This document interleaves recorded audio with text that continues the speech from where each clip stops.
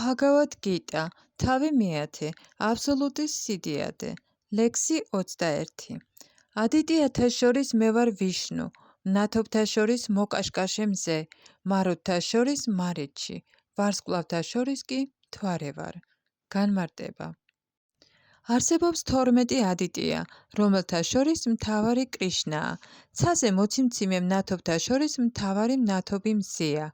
და ბრაჰმა სამჰიტაში იგი უზენაესი უფლის მანათობელ თვალად არის აღიარებული. კოსმოსში 50 სხვადასხვა სახის ქარი დაჰქრის. მათი განმგებელი ღვთაება მარიჩი კი კრიშნას განასახიერებს. ვარსკვლავთა შორის ღამით მთვარე ყველაზე მეტად გამოირჩევა. ამრიგად, მთვარე კრიშნას განასახიერებს. ამ ლექსიდან ჩანს, რომ მთვარე ერთ-ერთი ვარსკვლავთაგანია, ამიტომ ცაზე მოციმციმე ვარსკვლავებიც მზის შუქს ირეკლავენ.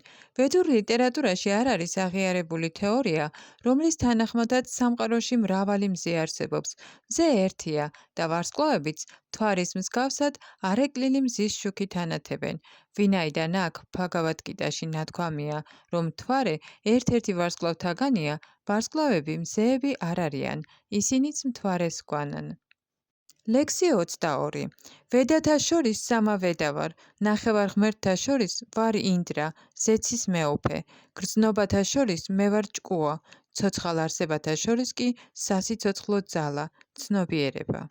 განმარტება. მატერია სულისგან იმით განსხვავდება, რომ მატერიას არ გააჩნია ცოცხალი არსებისთვის დამახასიათებელი ცნობიერება. ამიტომ ეს ცნობიერება უმაღლესია და მარადიული. შეუძლებელია მატერიალური რეაქციის შედეგად ცნობიერების წარმოქმნა. ლექსი 23.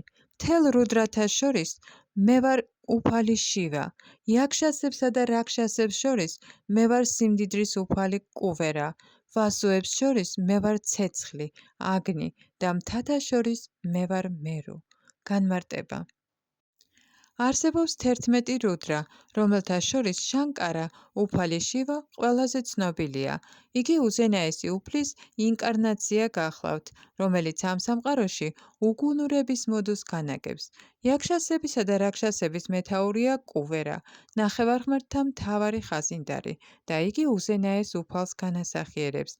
მთა მერუ განთქმულია თავისი მდიდარი ბუნებრივი წიაღისეულით. ლექსი 24. იცოდე, ო არჯუნა, რომ ღვთელთა ხურთა შორის მე მთავარი ბრაჰსპატი ვარ. მხედართმთავართან მე ვარ კარტიკეა, წყალთა შორის კი მე ვარ ოკეანე. განმარტება. ინდრა ზეციური პლანეტების მთავარი ნახევარღმერთია და მას ზეცის მეუფე ჰქვია. პლანეტას, რომელსაც იგი განაგებს, ინდრალოკა ეწოდება. ბრაჰსპატი ინდრას ღვთელმსახურია და ვინაიდან ინდრა მთავარია მეფეთა შორის, ბრაჰსპატიც ღვთელმსახურთა შორის მთავარია. ისევე როგორც ინდრა მეფეთა მეფეა, სკანდაც, ანუ კარტიკეაც, პარვატისა და უფალი შივას შვილიც, მთავარია სამხედრო მხედართმთავართა შორის. წყლებს შორის უდიდესია ოკეანე. კრიშნას ეს განსახიერებები ოდნავ მიგვანიშნებს მის სიდიადეზე. ლექსი 25. დიად ბრძენთა შორის მე ვარ ბრგუ, ვიბრაციათა შორის ტრანსცენდენტული ომ, მსხვერპლშეწირვათა შორის მე ვარ წმინდა სახელთა გალობა, ჯაპა, უძრავ საგანთა შორის კი ჰიმალაიები. განმარტება.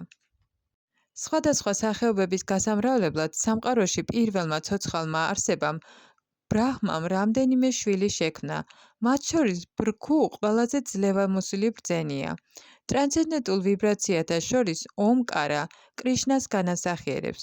მსხვერპლშეწირვათა შორის ჰარე კრიშნა, კრიშნა, კრიშნა, ჰარე ჰარე, ჰარე რამა, რამა, რამა, ჰარე ჰარეს. გალობა კრიშნას უწმინდესი განსახიერებაა. ზოგჯერ რეკომენდირებულია ცხოველთა მსხვერპლშეწირვა, მაგრამ ჰარე კრიშნას მსხვერპლშეწირვისას არავითარი ძალა არ ეხმარება. იგი უმარტივესი და უწმინდესია. სამყაროებში ყოველივე ამაღლებული კრიშნას განასახიერებს. განასახიერებს. ამიტომ მსოფლიოში უდიდესი მთები ჰიმალაიებიც კრიშნას განსახიერებას წარმოადგენს. წინა ლექსში ნახსენები იყო მთა, სახელად მერუ, მაგრამ მერუ ზოგჯერ მოძრაობს. ჰიმალაიები კი მუდამ უძრავია. ამრიგად, ჰიმალაიები მერუზე დიადია. ლექსი 26. ყოველ ხეს შორის მე ბანიანის ხე ვარ. ნახევარ ღმერთთა შორის ბრძენთაგან კი მე ვარ ნარადა. განთარვალთა შორის მე ვარ ჩიტრარათა. სრულქმნილ არსებათა შორის კი ბრძენი კაპილა. განმარტება. ბანიანის ხე ერთ-ერთი ყველაზე მაღალი და მშვენიერი ხეა. ინდოელი ხალხი ხშირად ეთაყვანება მას. ეს მათი ყოველდღიური რიტუალთაგანია. ნახევარ ღმერთთა შორის ისინი თაყვანს ცემენ ნარადასაც, რომელიც სამყაროში უდიდეს ერთგულად ითვლება. ამდენად იგი, როგორც ერთგული, კრიშნას განასახიერებს. პლანეტა განთარვა დასახლებულია არსებებით, რომლებიც მშვენივრად მღერიან. მათ შორის საუკეთესო მომღერალია ჩიტრარათა. სრულქმნილ ცოცხალ არსებათა შორის დევაჰუტის შვილი კაპილა კრიშნას წარმომადგენელი გახლავთ. იგი კრიშნას ინკარნაციად ითვლება და მისი ფილოსოფია შრიმად ბჰაგავატამშია გადმოცემული. მოგვიანებით ცნობილი გახდა სხვა კაპილა, მაგრამ მისი ფილოსოფია ათეისტურია. ამ ორ კაპილას შორის უდიდესი განსხვავებაა. ლექსი 27. იცოდე, რომ ცხენთა შორის მე ვარ უჩაეშრავა, ნექტარის ოკეანის დღეებისას წარმოშობილი.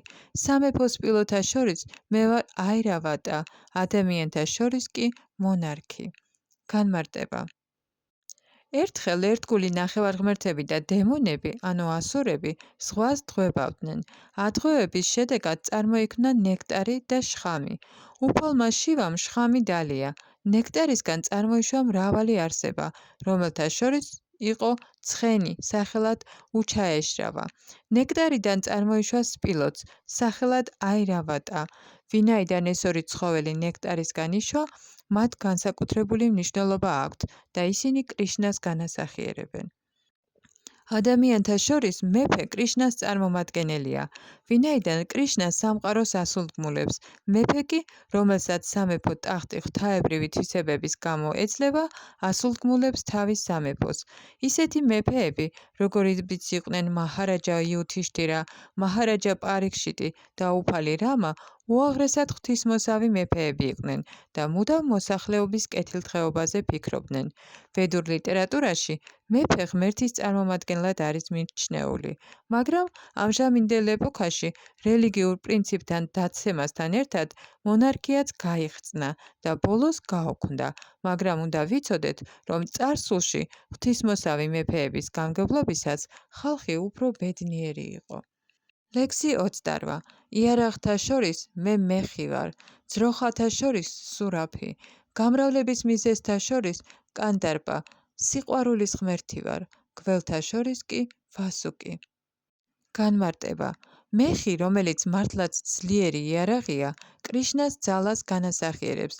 სულიერ ზეცაზე, კრიშნა ლოკაზე არსებობენ ისეთი ძროხები, რომელთა მოწვალაც ნებისმიერ დროს შეიძლება და იმდენ რძეს იძლევიან, რამდენსაც მოვისურვებთ.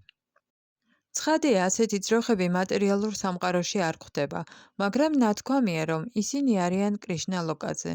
უფალს ჰყავს უამრავი ასეთი ძროხა, რომელთაც სურაფი ჰქვიან. ამბობენ, რომ უფალი მწყემსავს სურაფი ძროხებს. კანდარპა კარგი შვილებისთვის გაჩენისთვის საჭირო სქესობრივი სურვილია. კარგი შთამომავლობის გაჩენისთვის განკუთვნილ ცხოვრებას კანდარპა ეწოდება და კრიშნას განასახიერებს. ლექსი 29. მრავალთავიან ნაგათა შორის მე ვარ ანანტა. წყლის არსებათა შორის ნახევარღმერთი ვარუნა. გარდაცვლილ წინაპართა შორის მე ვარ არიამა. კანონის ამსრულებელთა შორის კი იამა, სიკვდილის მეუფე. განმარტება. მრავალთავიან გველ ნაგათა შორის უდიდესია ანანტა, როგორც ნახევარღმერთი ვარუნა არის უდიდესი წყლის ცხოველთა შორის. ორივე კრიშნას განასახიერებს. არსებობს აგრეთვე პიტათა წინაპართა პლანეტა, რომელსაც არიამა კრიშნას წარმომადგენელი განაგებს. არსებობს მრავალი ცოცხალი არსება, რომელთა დანიშნულებაც არამზადების დასჯაა.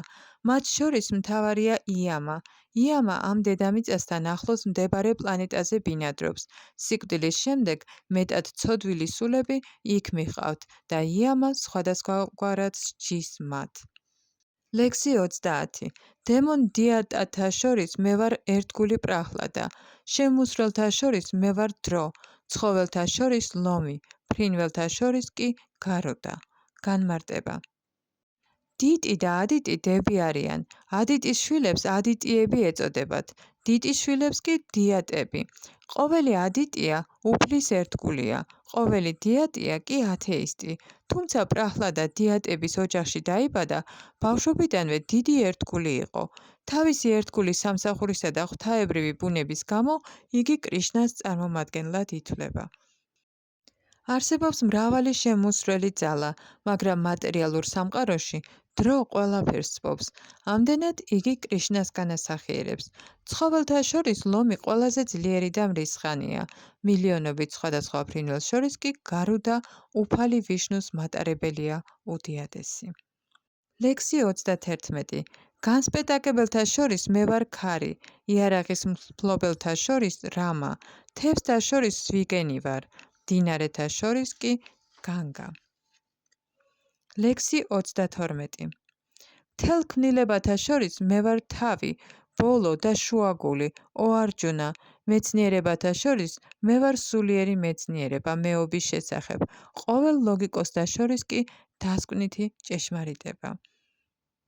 წყლის ცხოველთა შორის ზვიგენი ერთ-ერთი უდიდესია და უდაოდ ყველაზე სახიფათოა ადამიანისთვის. ამდენად ზვიგენი კრიშნას განასახიერებს. შექმნილ გამოვლინებათა შორის პირველად მთელი მატერიალური ელემენტები იქმნება. როგორც უკვე განმარტეთ, კოსმოსურ გამოვლინებას ქმნიან და წარმართავენ მაჰა ვიშნუ, გარბოდაკაშაია ვიშნუ და ქსიროდაკაშაია ვიშნუ. შემდეგ კი მას კვლავ უფალი შივა სპობს. ბრაჰმა მეორადი შემოქმედია. შექმნის არსებობის შენარჩუნებისა და განადგურების ეს შუამავლები უზენაესი უფლის მატერიალურ თვისებებს განასახიერებენ. ამიტომ უფალია მთელი ქმნილების თავი, შუაგული და ბოლო. უმაღლესი განათლებისთვის ცოდნის სხვადასხვა წიგნები არსებობს, როგორიც არის 4 ვედა, მათი 6 დამატება, ვედანტა სუტრა, წიგნები ლოგიკაზე, წიგნები რელიგიაზე და პურანები. ამრიგად მთლიანობაში განათლების 14 განყოფილების წიგნი არსებობს. ამათგან წიგნი, რომელშიც წარმოდგენილია ადიატმა ვიდია, სულიერი ცოდნა, კერძოდ კი ვედანტა სუტრა, კრიშნას განასახიერებს. ლოგიკოსები სხვადასხვა არგუმენტებს იყენებენ. საკუთარი არგუმენტების დადასტურებას ისეთი მტკიცებით, რომელიც მოწინააღმდეგის არგუმენტსაც ადასტურებს, ჯალპა ეწოდება. მოწინააღმდეგის დამარცხების მცდელობას ვიტანდა ჰქვია. ჭეშმარიტ დასკვნას კი ვადა. ეს დასკვნითი ჭეშმარიტება კრიშნას განასახიერებს. ლექსი 33. ასოთა შორის მე ვარ ა, შედგენილ სიტყვათა შორის კი ორმაგი შედგენილი სიტყვა. მე ვარ უშრეტი დროც, შემოქმედთა შორის კი ბრაჰმა. განმარტება. სანსკრიტული ანბანის პირველი ასო ა კარა ვედური ლიტერატურის დასაწყისია. ა კარას გარეშე შეუძლებელია რაიმეს წარმოთქმა. ამიტომ ბგერა ამით იწყება. სანსკრიტში არსებობს მრავალი შედგენილი სიტყვაც, რომელთა შორის ორმაგ სიტყვას, როგორიც არის რამა კრიშნა, დვანდვა ეწოდება. ამ შედგენილ სიტყვაში სიტყვები რამა და კრიშნა სახეს არ იცვლის, ამიტომ შედგენილ სიტყვას ორმაგი ეწოდება. მკვლელთა შორის უმთავრესია დრო, ვინაიდან იგი ყველაფერს კლავს. დრო კრიშნას წარმომადგენელია, ვინაიდან დროთა განმავლობაში იქმნება დიდი ხანძარი და ყველაფერი მოისპობა. შემოქმედ ცოცხალ არსებათა შორის ბრაჰმა, რომელსაც 4 თავი აქვს, მთავარია, ამიტომ იგი უზენაეს უფალ კრიშნას განასახიერებს.